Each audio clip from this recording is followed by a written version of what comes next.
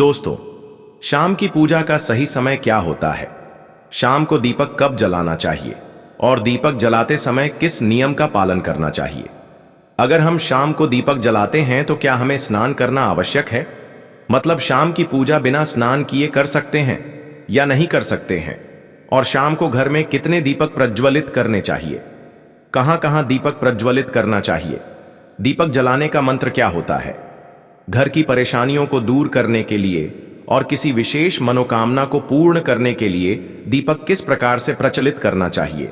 इसलिए आज की जो वीडियो है पूरी तरह से संध्या वंदन पर आधारित है। शाम के समय जो आप संध्या वंदन करते हैं, पूजा आराधना करते हैं, दीप प्रज्वलित करते हैं, वह किस प्रकार से आपको करना है, किस नियम का पालन करना है? मतलब आज की वीडियो पूरी तरह से आपके प्रश्नों पर आधारित है, जिनका उत्तर मैं आपको शास्त्रों के अनुसार देने का पूरा प्रयास करूंगा। तो वीडियो को पूरा जरूर देखें और अगर आपको आज की वीडियो अच्छी लगे तो इसे लाइक जरूर कीजिए, क्योंकि आपके लाइक और आपके कमेंट मेरे लिए बहुत महत्वपूर्ण होते हैं। यह एकमात्र जरिया है जिससे मुझे पता चलता है कि आपको यह वीडियो अच्छी लगती है। साथ ही कमेंट बॉक्स में भगवान शिव और माता लक्ष्मी के नाम का जयकारा भी जरूर लगाएं। इससे आपको सकारात्मक ऊर्जा की प्राप्ति होती है। और अगर आपका कोई भी सुझाव हो, कोई भी प्रश्न या कोई विशेष वीडियो देखना चाहते हैं तो उसके लिए भी कमेंट बॉक्स में जरूर लिखें। और हां, चैनल पर पहली बार आए हैं, अगर अभी तक आपने चैनल को सब्सक्राइब नहीं किया है तो आराध्य शिव चैनल को सब्सक्राइब जरूर कर लीजिए और बेल आइकन को प्रेस कर लीजिए। इससे यह होगा कि इस चैनल पर जो नई वीडियो अपलोड होंगी वह आपको सही समय पर प्राप्त होगी। तो सबसे पहले बात करते हैं कि दीपक प्रज्वलित करने से पहले, मतलब शाम को पूजा करने से पहले क्या स्नान करना आवश्यक है। देखिए, शास्त्रों के अनुसार पूजा में शुद्धता आवश्यक होती है। तो जब हम सुबह पूजा करते हैं तब तो स्नान करना अत्यंत आवश्यक होता है। सुबह बिना स्नान के पूजा नहीं करनी चाहिए, लेकिन शाम की पूजा आप हाथ पांव मुंह धोकर भी कर सकते हैं। जरूरी नहीं है आप स्नान करें। अब देखिए, आप चाहे तो वस्त्र भी बदल सकते हैं या फिर आप सिर्फ हाथ मुंह धोकर खुला करके भी पूजा कर सकते हैं।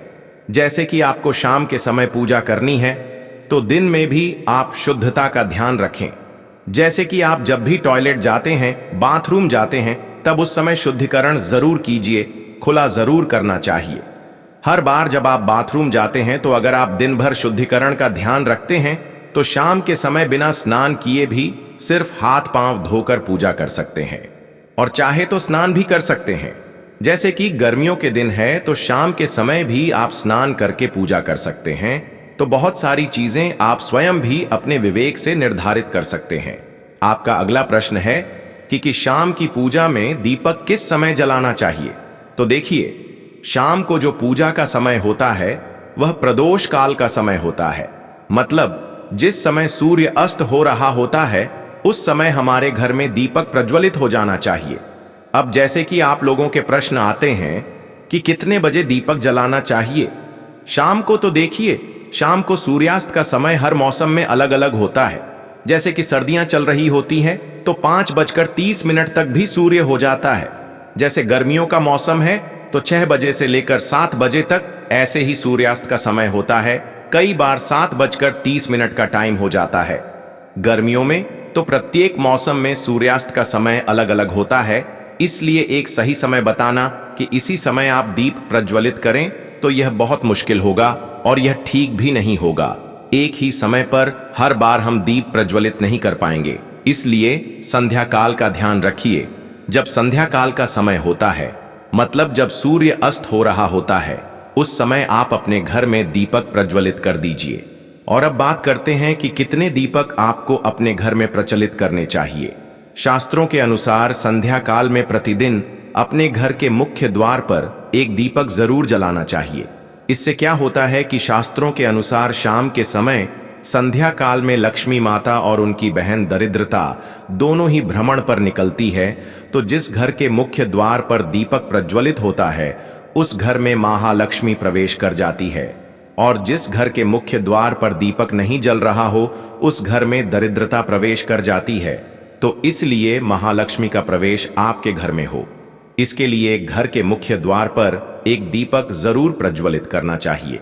और हां, घर के मुख्य द्वार पर जो दीप प्रज्वलित किया जाता है, संध्या काल में इसके बहुत सारे फायदे शास्त्र में बताए गए हैं। शास्त्रों के अनुसार संध्या काल में जिस घर के मुख्य द्वार पर दीप प्रज्वलित होता है, उस घर में किसी भी प्रकार की नकारात्मक ऊर्जा प्रवेश नहीं करती है। कोई भी वास्तु दोष आपके घर में हो, अगर आप मुख्य द्वार पर दीप प्रज्वलित करते हैं तो समस्त प्रकार के वास्तु दोष से मुक्ति मिल जाती है। और अगर आपके घर में पितृ दोष है, जिसकी वजह से परेशानियां आपके घर में बनी हुई हैं, तो घर के मुख्य द्वार पर जो हम दीप प्रज्वलित करते हैं, इससे घर का पितृ दोष भी समाप्त हो जाता है। और इसके अलावा घर में किसी भी प्रकार की अशांति रहती हो या फिर आपके घर में बीमारियां बहुत रहती हैं, कलह रहता है, आर्थिक तंगी रहती है, तो घर के मुख्य द्वार पर हम दीप प्रज्वलित करते हैं तो समस्त प्रकार की परेशानियों से, दुखों से आपको मुक्ति मिल जाती है। इसलिए घर के मुख्य द्वार पर दीप प्रज्वलित करना अत्यंत आवश्यक होता है। शास्त्रों के अनुसार घर के मुख्य द्वार पर एक दीपक अवश्य ही होना चाहिए। अब बात करें दूसरे दीपक की, तो दूसरा दीपक आपको अपने घर की तुलसी के पास प्रज्वलित करना चाहिए। शास्त्रों के अनुसार अगर शाम के समय संध्या काल में तुलसी की जड़ के पास अंधेरा रहता है, ऐसे घर में दरिद्रता का स्थायी वास बन जाता है। और जिन घरों में शाम के समय तुलसी के पास दीप प्रज्वलित किया जाता है, ऐसे घर में लक्ष्मी का वास होता है। श्री हरि विष्णु सहित महालक्ष्मी ऐसे घरों में वास करती है। तो आपको प्रयास करना चाहिए कि शाम के समय तुलसी के पास एक दीपक अवश्य प्रज्वलित करें। अब बात करें अगले दीपक की, तो शाम के समय अपने घर के ईशान कोण में, मतलब जहां पर भी आपने अपने घर का मंदिर बनाया हुआ है, उसी स्थान पर घर के मंदिर में एक दीपक अवश्य प्रज्वलित कीजिए।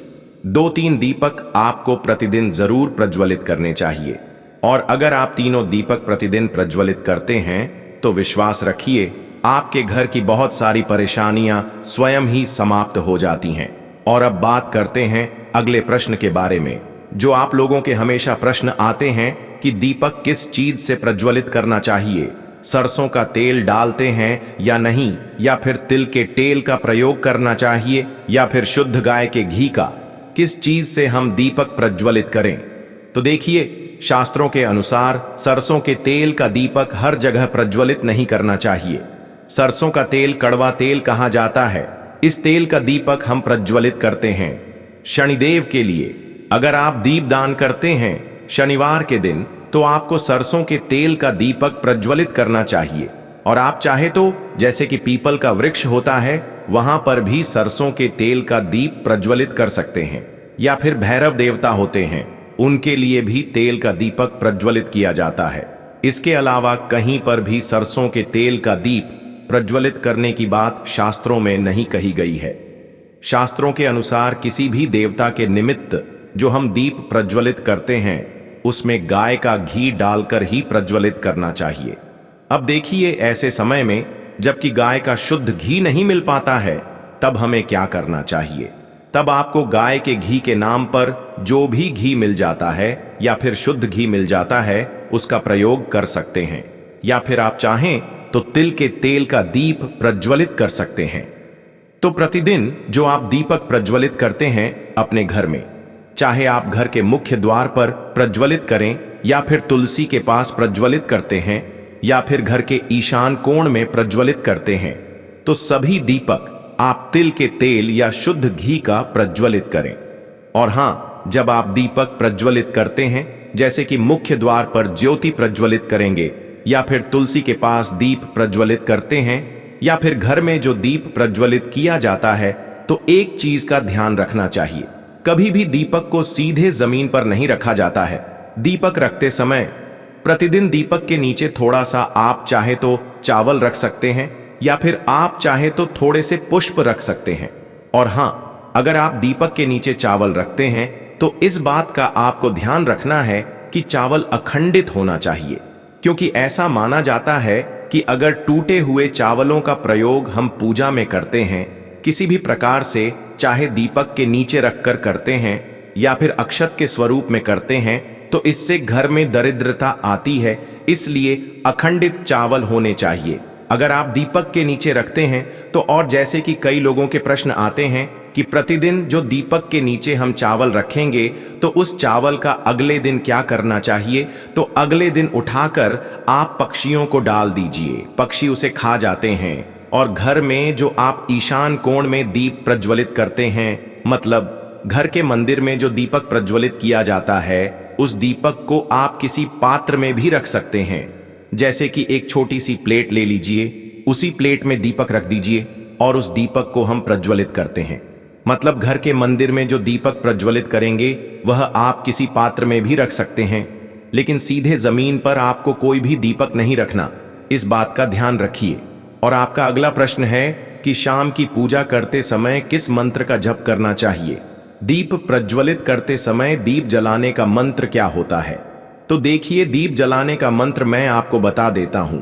आप अगर जप सकते हैं तो जरूर जप, लेकिन अगर आप मंत्र नहीं जप पाते हैं तब भी शाम के समय जब आप दीपक प्रज्वलित करते हैं उस समय आप किसी भी मंत्र का जाप कर सकते हैं।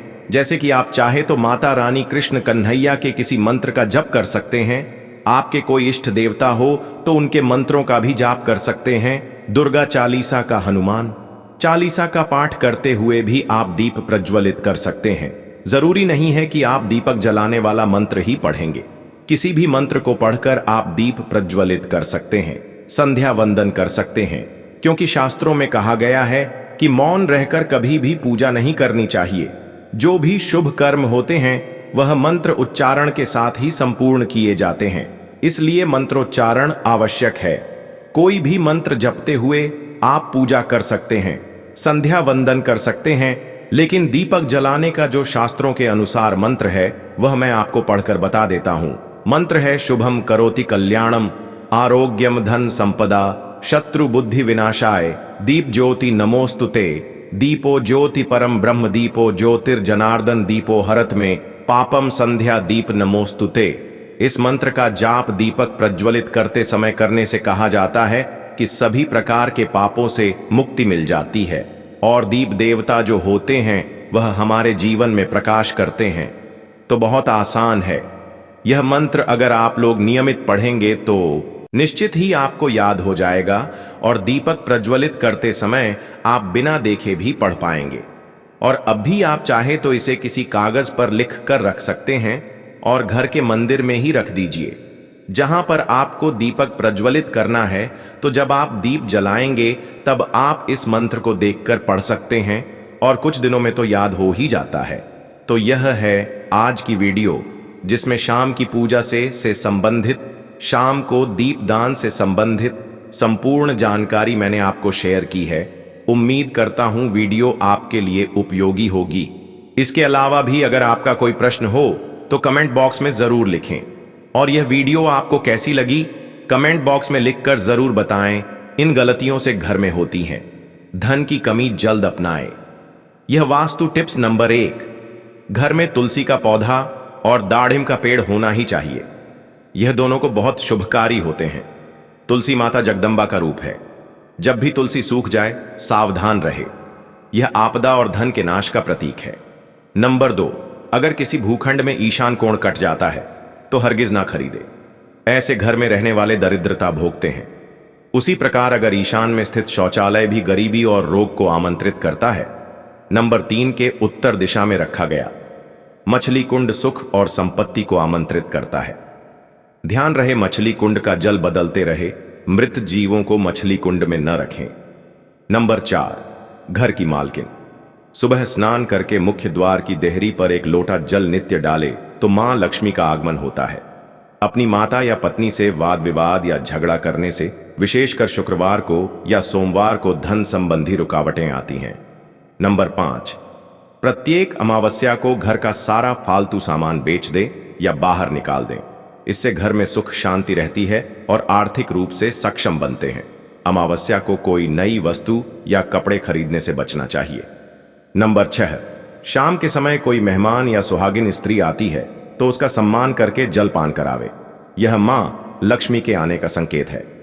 नंबर 7, यदि गृह के आग्नेय कोण में पानी की मटकी या जल संचय की व्यवस्था गलती से हो गई हो तो उस दोष को कम करने के लिए उस स्थान के ऊपर एक लाल बल्ब 24 घंटे जला रहने दें। इस दोष के कारण खर्चे बहुत बढ़ जाते हैं। नंबर 8, एक नियम का पालन करें। प्रतिदिन घर के मंदिर में दीपक जलाए, घर की प्रथम रोटी गाय को एवं अंतिम रोटी कुत्ते को दे। इन बेजुबान जानवरों को रोटी देने पर भाग्य के दरवाजे खुल जाते हैं। नंबर 9, पीपल को विष्णु का अवतार कहा जाता है। प्रतिदिन पीपल को जल चढ़ाने से लक्ष्मी की प्रसन्नता प्राप्त होती है। अगर घर में पीपल हो तो कभी भी उसे नहीं कटवाए, इससे माता लक्ष्मी और विष्णु की अप्रसार होती है। नंबर 10, कभी भी घर में 2 बार झाड़ू पोंछा ना करें। एक बार के झाड़ू पोंछा से नकारात्मक ऊर्जा समाप्त होती है तो दूसरी बार करने से सकारात्मक ऊर्जा समाप्त हो जाती है और देवी देवताओं का पलायन हो जाता है। नंबर 11, घर के अग्निकोण या पूर्व दिशा में या ईशान कोण या उत्तर और वायव्य कोण के बीच में अलमारी या तिजोरी रखने से खर्चे बढ़ते हैं और धन कम होता जाता है। दक्षिण दिशा में उत्तरमुखी अलमारी या नेत्य में उत्तरमुखी या पूर्वामुखी या उत्तर दिशा में संगीत पूर्वाभ्यास, शहद दर्पण, मोर के जोड़े की मूर्ति या चित्र घी रखना चाहिए। मार्केट पुराण के अनुसार यह वस्तुएं मां लक्ष्मी को आमंत्रित करती हैं। इसके अलावा पूजा घर में स्वयं के कुलदेवता या कुलदेवी का स्थान जरूर होना चाहिए। नंबर 13, ईशान कोण में स्थित कमरे का दरवाजा पूर्वाभ्यास, संगीत। इसके विपरीत पश्चिम या नशद की ओर जल निकासी या नाला हो तो सुख और धन का नाश करता है। नंबर 16, जब पूर्व में स्नानागार हो और वायव्य में या दक्षिण दिशा में शौचालय हो तो धन प्राप्ति में बाधक नहीं बनता है, अन्य दिशाओं या कोण में प्रगति में बाधक बन जाता है। नंबर 1, ईशान यानी उत्तर पूर्व में जल संचय की व्यवस्था जैसे बोरिंग, कुआं, टैंक धन को बढ़ाने में बहुत सहायक होती हैं। जल पंच तत्वों में एक महत्वपूर्ण तत्व है। जल तत्व का वास्तु में सही नियोजन धन संपदा बढ़ाने वाला माना गया है। नंबर 18, अगर किसी मंदिर में नीचे आंगन में गिरा हुआ सिक्का या पुष्प मिल जाए तो लाल कपड़े में बांध कर रखें। उसको अपने पूजा घर या धन स्थान में लाल कपड़े में रखें। यह प्रभु का आशीर्वाद माना जाता है और धन संपदा में आकस्मिक लाभ होता है। नंबर 19, वास्तुवेद मुख्यधार, वेद से बचे मुख्यधार या वास्तु के सामने खंभा, दीवार, पेड़ या सीढ़ियां होने से वेद होता है। यह सकारात्मक ऊर्जा को रोकता है और धन और प्रगति में बाधक बनता है। नंबर 20, आग्नेय कोण में रसोई, ईशान में पूजा घर और नशद कोण में मास्टर बेडरूम बहुत ही शुभकारी होता है। सुख, संपदा और धन की उत्तरोत्तर प्रगति होती है। अगर जानकारी अच्छी लगी तो वीडियो को लाइक एंड शेयर करें और चैनल को सब्सक्राइब करके